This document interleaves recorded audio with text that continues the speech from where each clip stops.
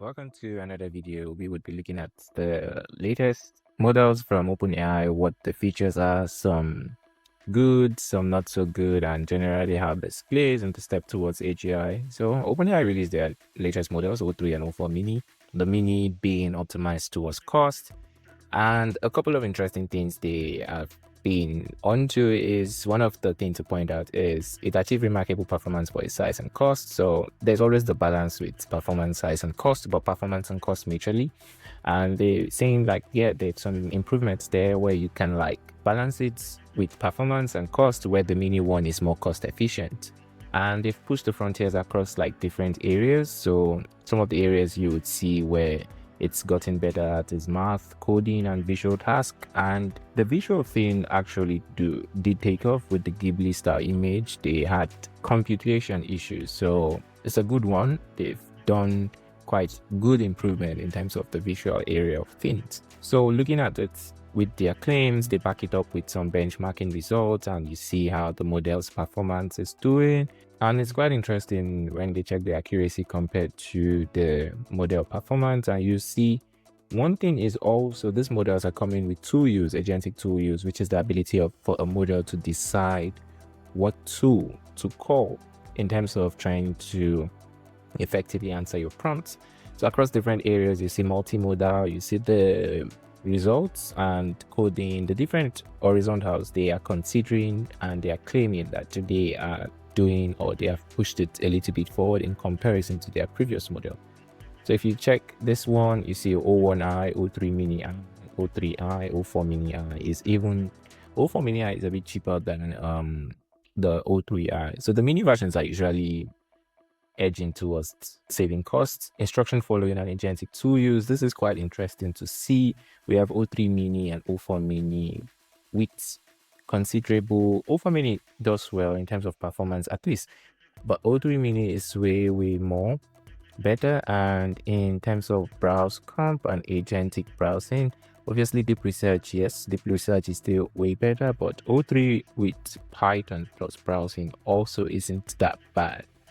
So this is some of the results to support their claims. And looking to other things they talk about, one thing is also for their agentic tool use, some of it was done through reinforcement learning, teaching them not just how to use tools, but to reason about when to use them, and also more compute equals to better performance. But I think long term, they're trying to see how they can save costs and how long it might take to actually train this model. So it's always a question on how best they can save costs and how best they can reduce the time it takes, which is why they mentioned this. So it's always a question in this space about that, and they mentioned some of the things they did and how best some of it were achieved with reinforcement learning. Thinking with image, this is like the standout feature here, and a lot of people are actively using this, and there are goods, there are not so good, because people can just definitely upload your image here and get like an hypothetical response from the model about where you could be located. But at the same time, it could help with interpreting like sheet results, your test results, your scan results. So there are a lot of different things this could do, but thinking with image is a definitely great step towards like the models being able to achieve that AGI kind of feel. So looking at it once again, one thing they added was the fact that they also got feedback from experts in terms of this, and they have good numbers. They are claiming to have good numbers in respect to when the expert evaluated the results from the models. So they also do have agentic tool use, and o3 and o4-Mini use tools. Some of it has been seen with when you put in a prompt, and sometimes the model decides to use the Canva kind of feel if you're having extremely long text, or sometimes the model decides to use the browser. So the ability for the model to decide and know when to use a particular tool is a good one. So that's what they're also highlighting, that it has full access as well as your own custom tools if you do like function calling, and it's just a way to mechanically add this tool so that the model is aware, and if need be, it can always call it. So they gave some examples, and these are some results to back up their claims across different areas, business, science. So the visual reasoning is o4-Mini I find quite interesting because it has accurately improved. Really, it has really gotten better. So it's like a big win for them. So this is it, and this is like some of the results from using the o1 compared to o3. You can see that the o3 thinks more, decodes better, and come to a more accurate conclusion. So looking at the cost performance, it's always going to be happening, balancing, edging towards one and making that better. Safety, when these models get improved, same goes for the consequences when they are used wrongly. So safety is always there, and they've made improvement, especially in high-risk areas like biological threats, malware generations, all those good stuff.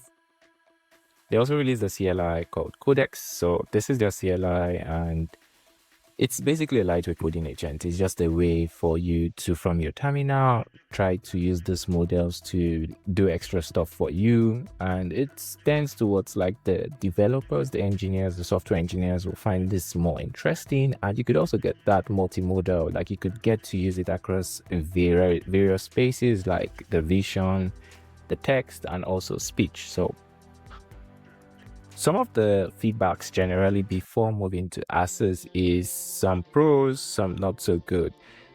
Some users feel cool with the multimodal part of it. The real-time voice has gotten some improvements. The major one, which is like a not so good review, is the hallucination. So there have been reported cases of higher hallucination with this model and controversies over the voice. Some are claiming it's like a particular actress, and the other one is usual, which is limited rollout. It's not fully available to some countries and some places, so some users are just complaining about that. But aside that, the multimodal, especially the image part, it's good one. People are highly making positive feedbacks on.